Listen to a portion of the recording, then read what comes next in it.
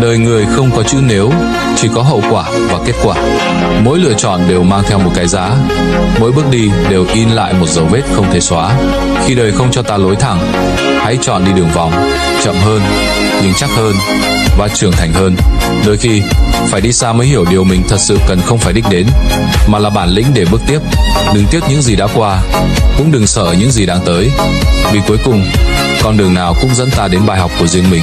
Và nếu vẫn còn sức để đi, nghĩa là cuộc đời vẫn đang cho ta cơ hội để viết tiếp hành trình ấy, dù không phải là một con đường thẳng.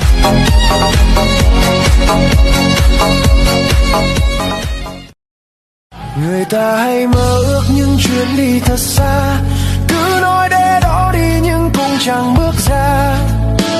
Khi thanh xuân đã trôi qua, bước chân còn vững, nhưng ước mơ giờ tan theo mây bay nào có